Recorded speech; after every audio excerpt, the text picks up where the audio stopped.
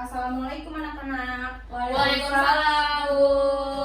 Gimana kabarnya? Baik, Bu. Ketua kelasnya siapa ya? Rati, Bu. Saya, Bu. Oh, Rati boleh dipimpin dulu ya doanya. Ya. Silakan. Semua siap. Berdoa mulai. Selesai. Beri salam. Assalamualaikum warahmatullahi wabarakatuh. Waalaikumsalam warahmatullahi wabarakatuh. Hari ini ada yang tidak hadir? Tidak. Ada, Bu. Udah kita absen dulu ya. Ya, Bu. Ratnasari Dewi, hadir Bu. Rati Agustina, Hadir, Bu. Neriska Eka Nabila, Hadir, Bu. Nesa Fitriani, Alfa, Bu. Alfa ya, Iya, Bu. Mirda Sabila, Hadir, Bu. Aulia Nur Masruro. Izin, Bu. Oke, berarti yang nggak masuk 2 orang ya? Ya, Bu. Oke, kita mulai pelajaran kita hari ini. Ada yang tahu kita akan mempelajari apa? Virus, Bu. Virus, Bu. Sebelum saya mulai, ada yang tahu nggak tentang virus? Saya, Bu. Apa nih, Ri?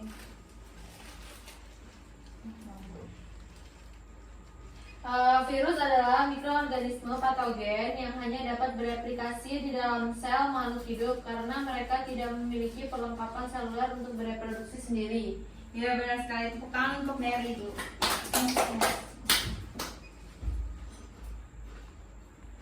Jadi virus, kata virus ini berasal dari bahasa Latin, yaitu virion. Ada yang tahu?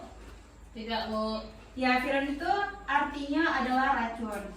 Jadi virus adalah organisme parasit yang mana ia membutuhkan inang untuk bertahan hidup.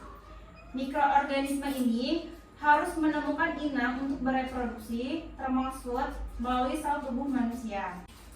Selanjutnya ada ciri-ciri virus.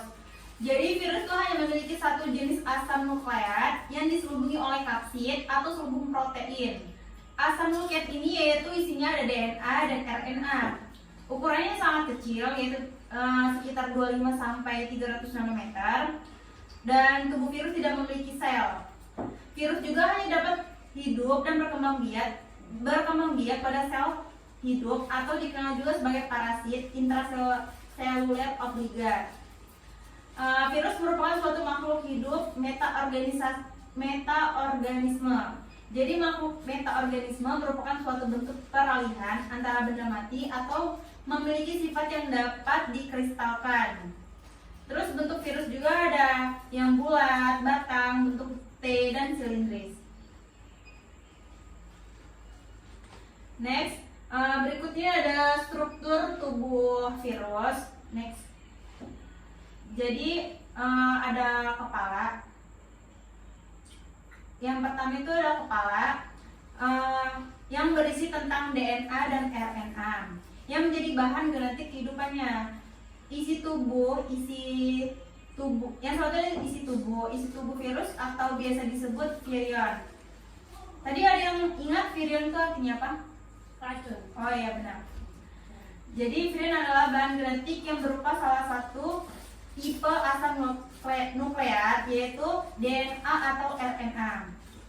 Selanjutnya ada ekor, adalah bagian dalam struktur tubuh virus yang berfungsi sebagai alat untuk menempelkan diri pada sel inang.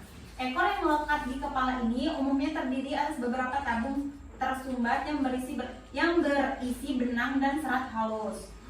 Selanjutnya ada kapsid, yaitu struktur virus yang letaknya berada di luar virus yang memiliki kandungan subunit berupa protein yang cukup banyak. Kandungan tersebut lebih dikenal dengan sebutan kapsomer. Bentuk kapsid bisa dibilang cukup beragam sehingga bisa mempengaruhi bentuk virus itu sendiri. Selanjutnya ada sejarah penemuan virus. Yang pertama ada Adolf Meyer. Jadi Adolf Meyer ini salah satu pertama kali yang menemukan virus di dunia.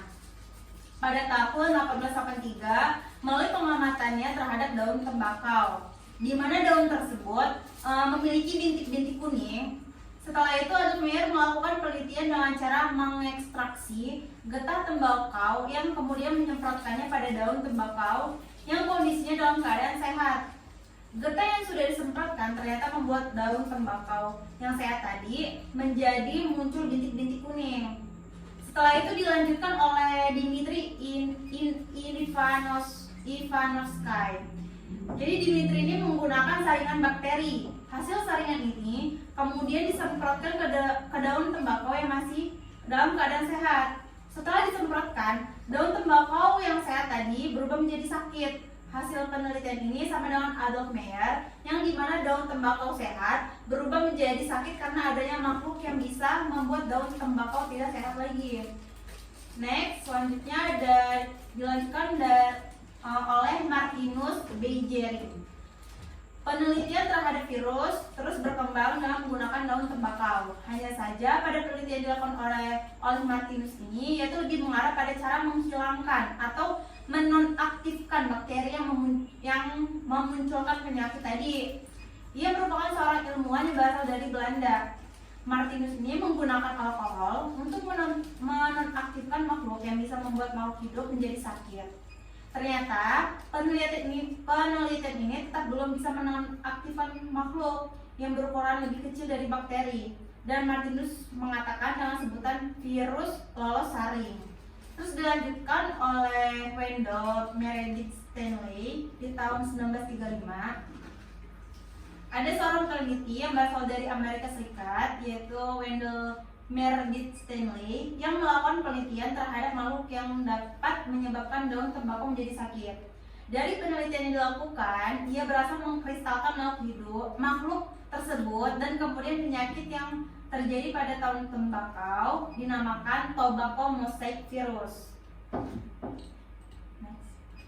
Selanjutnya ada bentuk virus. Bentuk virus yang pertama ada virus dengan bentuk filamen atau benang. Layaknya sebuah benang, maka virus ini bisa dibilang memiliki ukuran yang cukup tipis. Misalnya virus Ebola. Selanjutnya ada virus dengan bentuk bulat. Contohnya HIV. Terus ada tadi virus dengan bentuk seperti huruf T.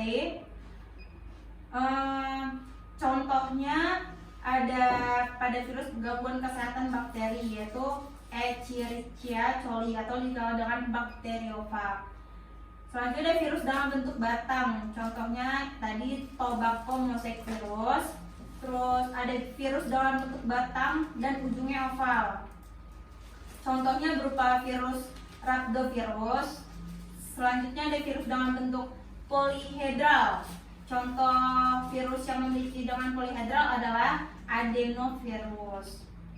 Next.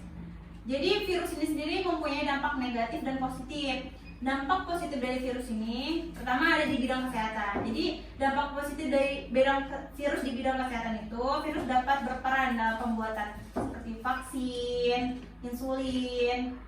Dari vaksin ini seperti vaksin polio, campak, cacar, kanker.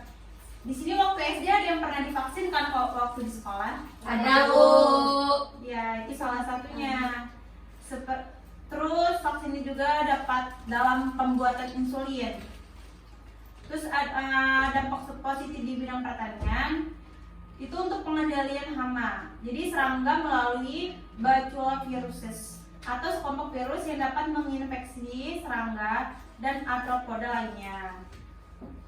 Terus ada di bidang sains juga, di bidang pengetahuan ilmu, virus telah digunakan sebagai para studi molekuler dan seluler yang dapat digunakan untuk memanipulasi dan mengetahui fungsi-fungsi dari sel.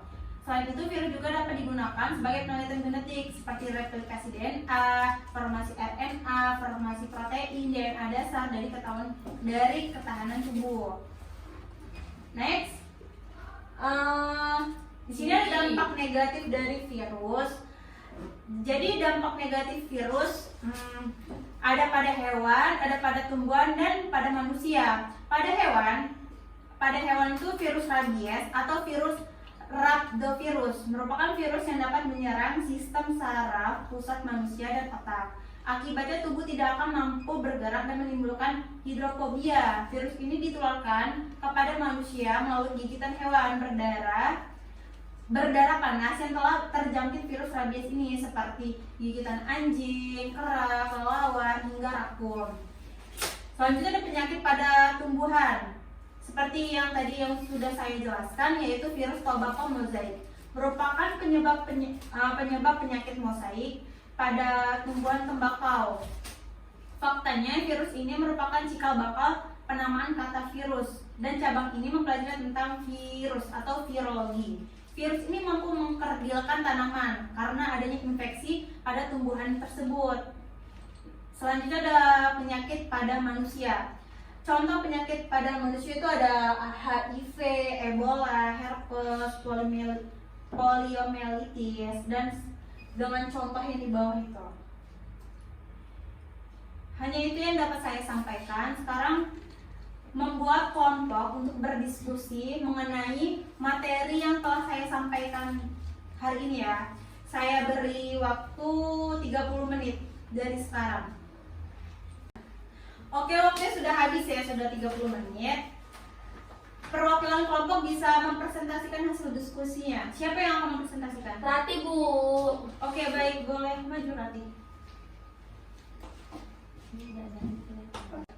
Jadi kesimpulan hari ini adalah virus adalah organisme yang berukuran sangat kecil, bahkan lebih kecil dari bakteri. Ukurannya sangat kecil, yaitu sekitar 20-30 mini-mikron. Virus bisa menginfeksi makhluk hidup, mulai dari manusia, hewan, tumbuhan, jamur, bahkan bakteri. Virus memiliki variasi dalam segi ukuran, bentuk maupun komposisi kimiawinya. Sudah, Bu. Oke, tepuk tangan untuk Rati. Oke, hanya itu saja yang dapat saya sampaikan. Semoga bermanfaat. Amin.